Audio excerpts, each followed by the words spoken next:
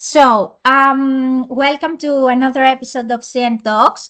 Today, we are pleased to have with us Mr. Matthias Dietrich, a Senior Director, Strategic Programs at Hapag-Lloyd, one of the world's leading container shipping companies. In this interview, we will discuss Hapag-Lloyd's strategic priorities, recent developments, and perspectives on the evolving global trade and logistics landscape. To begin, what can we say are Hapag-Lloyd's key strategic priorities over the next 3 or 5 years, and how do they align with the company's long-term vision in a rapidly changing global trade environment? Yes, hello. A pleasure to be here. Thank you for having me. To your question, we formulated our strategy 2030 2.5 years ago. That is leading us through this decade. And in this strategy, we defined 5 key priorities or 5 building blocks, and I can briefly lead you through them. The first one is a pure play plus. That means we will, as Hapag-Lloyd, remain focused on our core business of ocean container shipping. We will not become an integrated logistics company or anything like that. But there are 2 exceptions, and therefore the plus in pure play plus. We are investing into terminals. And we want to improve our inland door-to-door offering for our customers. The second block is we want to remain a top 5 container line. So we want to grow at least with the other lines, ideally gain modestly in market share, and not let the distance to our bigger competitors become too big, to maintain our economies of scale. The third block is to be the undisputed number 1 for quality. That's our aspiration, and that is maybe our core message to the market, and at the heart of our identity. And this is also underlined by our new brand campaign that we just launched, Your Cargo, Our Promise. And I think that's something we might be able to talk about a little bit more during this interview. Mm-hmm. The fourth block is the sustainability driver. We are really committed to do our share in protecting the environment and our climate. And that is for once out of conviction, but it's also because we believe that long term it remains a business imperative despite some recent developments maybe. And the fifth and last point in my list here is that we want to be a top performing carrier. This is not only pointing to the necessity that we have to earn our cost of capital and satisfy our shareholders, but also that we want to invest in our people and that we want to stay ahead in the technology game. So these are the 5 strategic priorities basically for us for the next years. Yes, okay, thank you. I understand. To move on, what recent strategic initiatives or investments has Hapag-Lloyd undertaken that you consider most critical for maintaining and competitiveness and growth? Yeah, I mean, we have a lot going on, but let me point out 2 things that are maybe of particular significance that we did in the last couple of years. The first is that we set up our terminal division, Hanseatic Global Terminals, which now has more than 20 terminals on 5 continents as shareholdings. And we have further plans to grow there, so stay tuned. And then the second one is definitely the Gemini Alliance that we started a year ago now, almost to the day. with our partner Maersk, where we really reset the way we run our network on the east-west trades. And I think that really was also a quantum leap for our customers in terms of schedule reliability. Yes, I understand.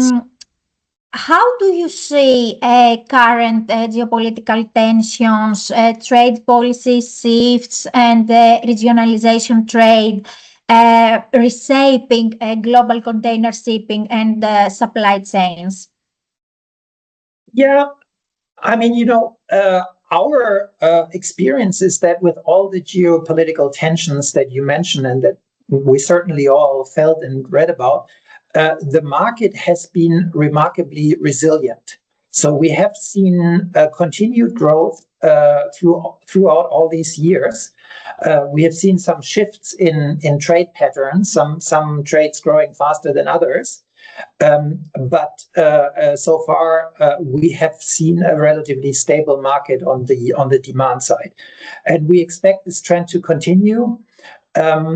We will not return to, of course, the very high growth rates that we maybe had a long time ago, but we will see steady growth, and even with persistent geopolitical tensions, and I don't think we will, on a kind of political level, return to a world where that we had maybe until 2016 or so, whatever is considered the last normal year. But we will still see persistent trade patterns. Or to put it more poignantly, the Europeans and North Americans will not grow their own coffee or their own bananas. And also industrial production chains are not easy to shift. And so we are moderately optimistic about that. Okay. What role do digitalization and data analytics play in Hapag-Lloyd's strategic programs, and how is technology changing the way you serve your customers? Yeah, of course, it's playing a big role for us as for probably everybody in the industry. And we have heavily invested and drastically increased our IT capabilities over the years. And I'm proud to say that in an independent survey that we recently had initiated, Hapag-Lloyd was ranked as number one in digital customer experience. So I think our customers also recognize these investments that we did. And let me give you an example. Live Position, which is our tracking product for our containers. We are the first and so far only shipping line that has really equipped our entire fleet with tracking devices, which enables us to give position information about the whereabouts of the containers throughout the entire transport chain. And that is really a distinguishing factor for Hapag-Lloyd that we are trying to build on. Other than that, as probably everybody else, we are looking into AI, especially agentic AI, and trying to bring that into use for our customers and also for the efficiency of our business. There also, I can give you an example. Our AI-powered case classification now classifies customer cases more accurately and fast, and that helps also improve the service to our customers and be able to respond to them. And we're not trying to replace the human touch. I think that's very important to us and to our customers. But we think we can improve customer service through AI and other digital means. So we are doing all these initiatives under the internal headline of AI is the new digital.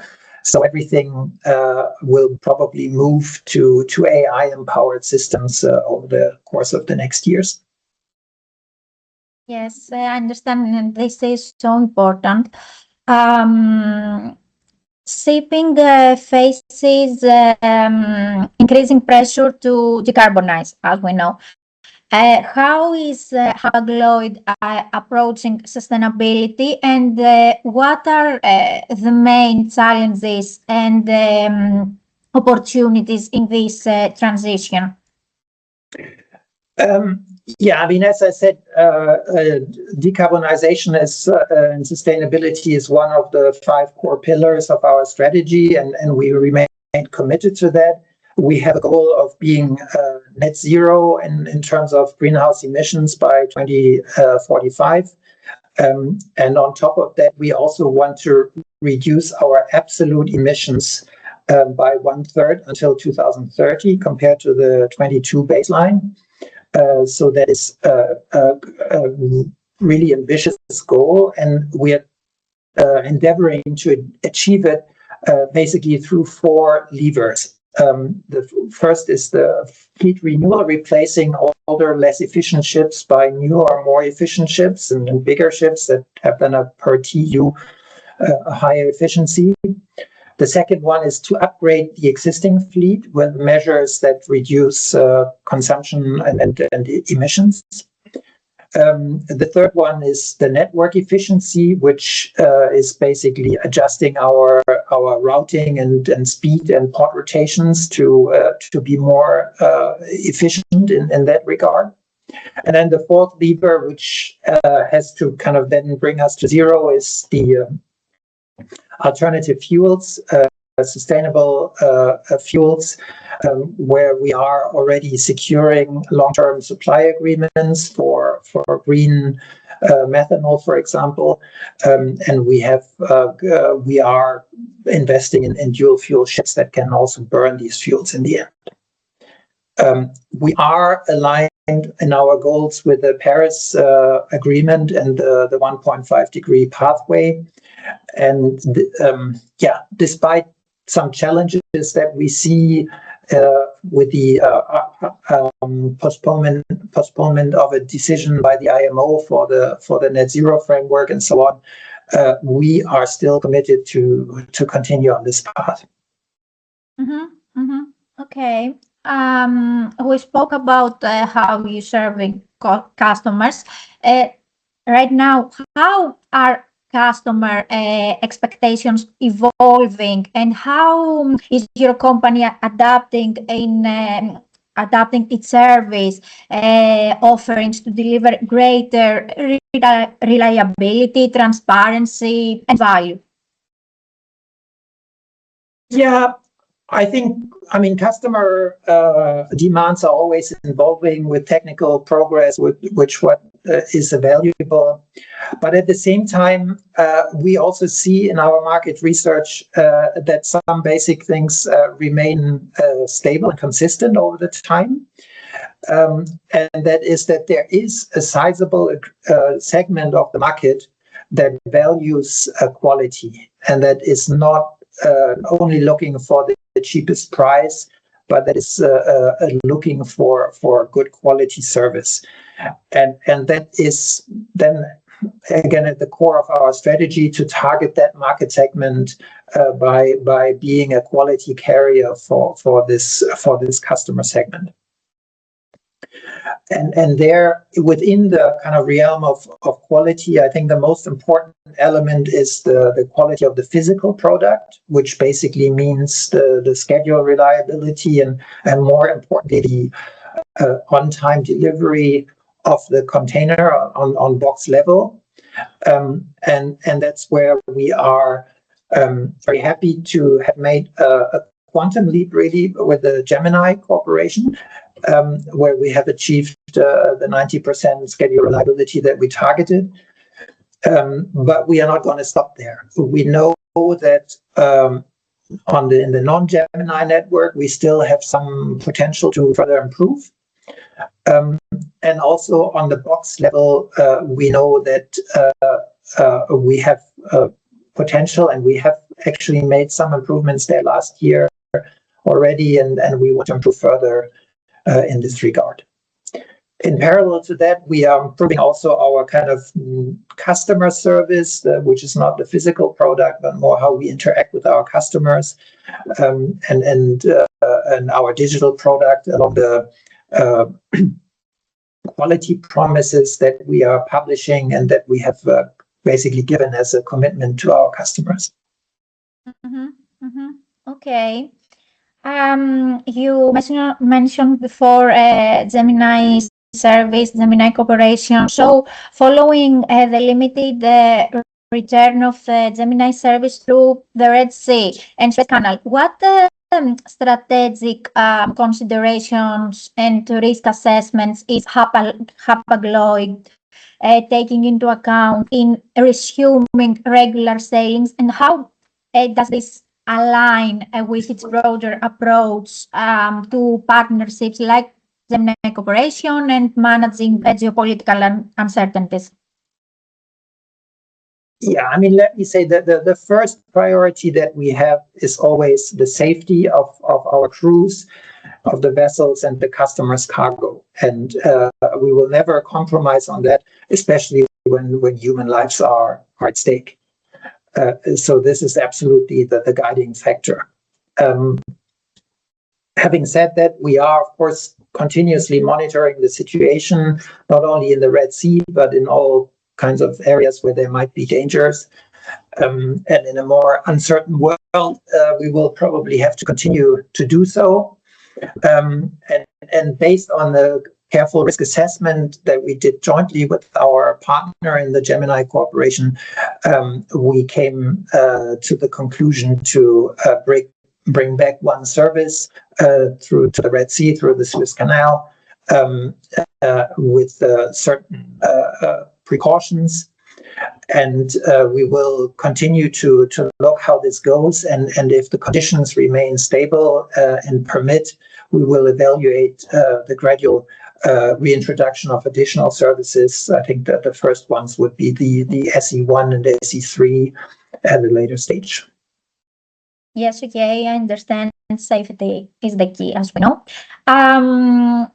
Looking ahead, what do you believe will be the most significant structural changes in the global shipping and logistics industry over the next decade, and how Hapag-Lloyd is preparing for them?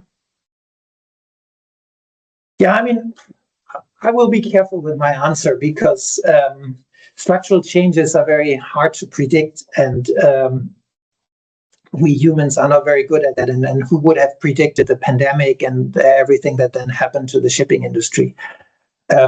So it remains a bit of an uncertainty that we cannot resolve. But having said that, I think that two mega trends will continue, and they will shape structural changes and will shape our industry. The first is developments around automation and AI that will change the way we work and we interact with our customers and our suppliers. And the second one is that I think that decarbonization will stay high on the agenda, or maybe you could say it will become more prominent again after recent developments. And this will require massive investments and a lot of innovation. So I think that is also something that will be of concern for the next years for us. Thank you so much. Nice to meet you. Thank you. All the best. Thank you. Bye-bye. Bye. Bye. Bye.